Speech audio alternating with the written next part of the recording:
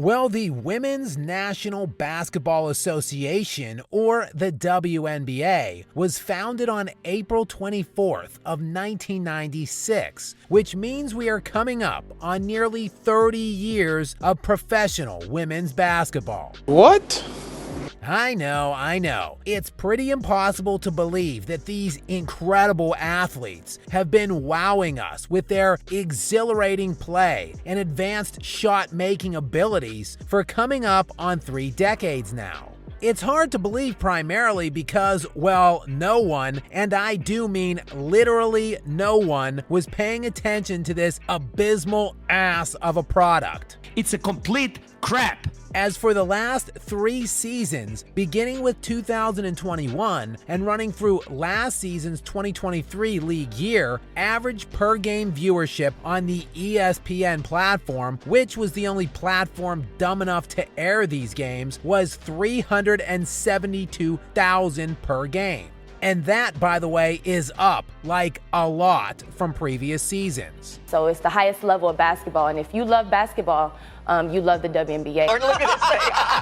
For some context, though, on that 372K per game, the Big Bang Theory, which wrapped production in 2019, is currently getting roughly 788,000 views per episode on TBS in syndication. I mean, I just think, from a salary standpoint, it'd be great for the women to be able to make more money. It's a lot of work. But all of that changed seemingly when the legendary Caitlin Clark exploded onto the scene. I mean, at least it all changed at the collegiate level, as her popularity and ability to pull in viewers was undeniable, certainly in games she played in during the NCAA women's tournament. We first saw her tangible impact and popularity in a second-round matchup between her number 1 seeded Iowa Hawkeyes and the number 8 seed West Virginia Mountaineers, which was Clark's final home game, where 4.9 million viewers tuned in, making it the largest pre-Final Four audience in women's March Madness history. But that was nothing, as her Elite 8 rematch of last year's national championship game with LSU pulled in 12.3 million viewers, making it at the time the most watched women's basketball game ever. And then, of course, there was the ridiculous and absolutely gaudy number she dropped in the women's national championship game of 18.9 million viewers. And for some context on that number, 14.8 million watched UConn men's defend their national championship just this season in their title game. In fact, the 19 mil that tuned into that Iowa-South Carolina women's national championship game was the most watched basketball game, men's or women's, college or pro, since 2019. And I want my damn respect too.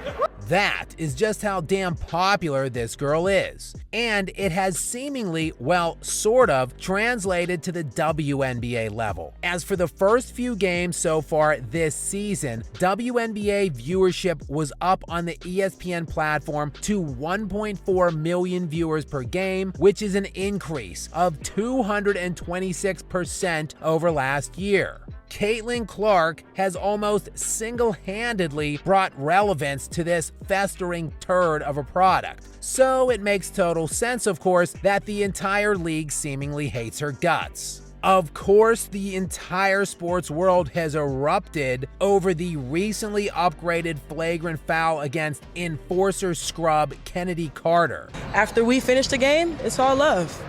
Carter, who was traded from Atlanta for conduct detrimental to the team when she threatened to beat up her own teammate, was then cut from her next team, the LA Sparks, for, again, poor conduct, but she seemingly has found a home with the Chicago Sky and principal Caitlin Clark antagonist Angel Reese, who has been spouting her delusional, pathetic rhetoric now that she is in the WNBA. Yeah, the reason why we watching women's basketball is not just because of one person, it's because of me too, and I want y'all to realize that.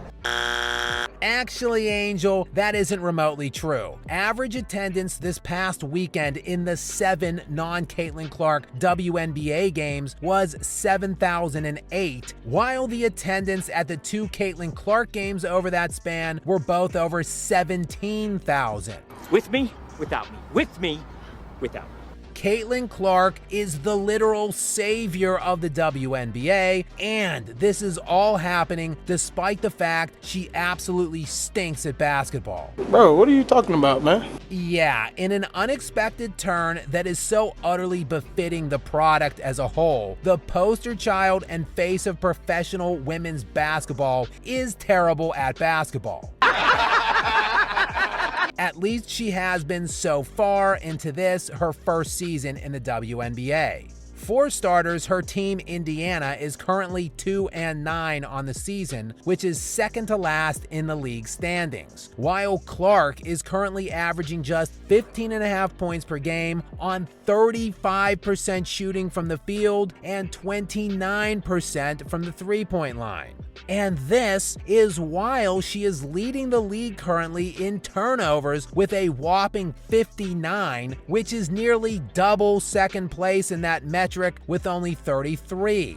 And she has brought her flopping ways from the collegiate level where she applied a similar brand of theatricality. I mean, look no further than this flagrant foul everyone has been losing their minds over for the last few days.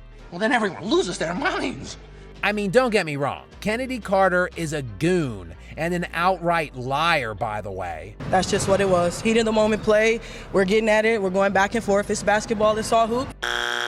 Yeah, except it wasn't in the heat of the moment. It was a cheap shot 90 feet away from the basket, and the ball hadn't even been inbounded yet. But this type of thing is to be expected for a savior of the sport who comes in making unprecedented amounts of money as compared to all of her contemporaries, which is not to say the behavior is warranted, but certainly is understandable. For comparison, this is what they were doing to Michael Jordan in the 80s. And Clark is certainly no stranger to embellishing contact and looking for calls. I mean, while this putrid brand of basketball is certainly a far and drastic cry from the caliber of play we see from the male counterparts, at least Clark is demonstrating an ability to play like one of the greatest players in NBA history, allegedly, in at least one aspect of the game.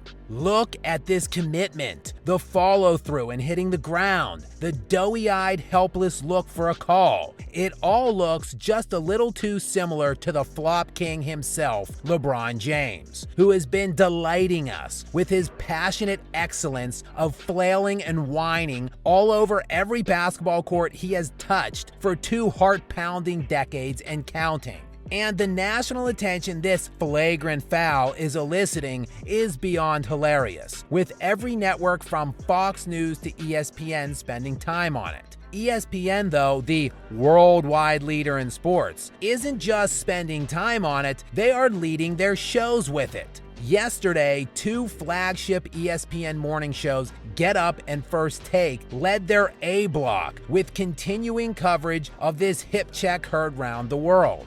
And we haven't seen this much attention devoted to a foul since Draymond Green got his hands all over LeBron's below the belt region in the 2016 NBA Finals. And gee, fast forward 8 years now, and Draymond still has a handful of Bron's man zone, only now he gets paid by Clutch Sports to do it. What a time to be alive. And now cue outro and shameless plug, because frankly, I don't do it that much. So damn it, what are you people waiting for? What are you waiting for, huh? I am out here for you. I am out here for you. So click that subscribe button already and join me on a mission of truth, justice, and the American way.